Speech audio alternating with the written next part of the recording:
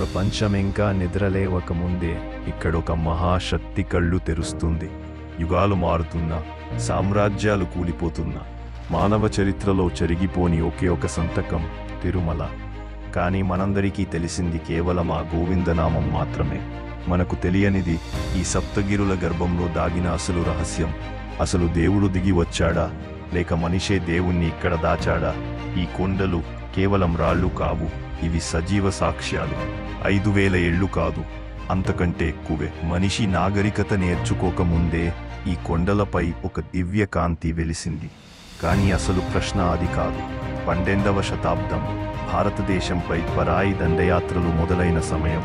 ఉత్తరాదిన ఎన్నో గొప్ప గొప్ప ఆలయాలు నేలమట్టమయ్యాయి, సంపదలు దోచుకోబడ్డాయి. కానీ లక్షల కోట సంపదున్న తిరుమల జోలికి మాత్రం ఏ శత్రువు రాలేకపోయాడు.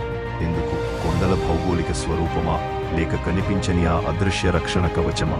ఆనాడు స్వామివారిని కాపాడిన ఆ రహస్య సోరంగ మార్గాలు ఎక్కడికి వెళ్తాయి? ఇప్పుడు అసలు విషయానికి వద్దాం. గర్భగుడిలో ఉన్నది రాతి విగ్రహమని అందరూ అనుకుంటారు, కానీ శాస్త్రీయంగా చూస్తే అది ఒక అద్భుతం. పచ్చకర్పూరం. దీని ఘాటుకి ఏ రాయి అయినా పగులిస్తుంది. కానీ 100 ఏళ్లుగా స్వామివారికి నిత్యం పచ్చకర్పూరం పూస్తున్నా ఆ విగ్రహం చెక్కు చెదరలేదు. అంతేకాదు, అభిషేకం తరువాత విగ్రహం నుండి చెమట చుక్కలు వస్తాయి. విగ్రహం ఉష్ణోగ్రత మాత్రం మనిషి శరీరంలా 110 డిగ్రీలే ఉంది. అంటే అక్కడ ఉన్నది రాయి కాదు, ప్రాణమున్న ఒక శక్తి. ఆయన గుండె చప్పుడు ఓం. ప్రపంచంలోని అత్యంత సంపన్నమైన దేవుడు. కానీ శ్రీకృష్ణదేవరాయన నుండి నేటి సామాన్యుడి వరకు అందరూ ఆ పాదాల చెంత ఎందుకు తల వంచుతున్నారు? అప్పుల బాధలో ఉన్నారు. మనిషికి గుర్తొచ్చే ఒకే ఒక్క పేరు వెంకటేశ్వర. ఎందుకంటే ఈ కొండ ఎక్కడం అంటే కేవలం మెట్లు ఎక్కడం కాదు, మన పాపాలను వదిలేయడం.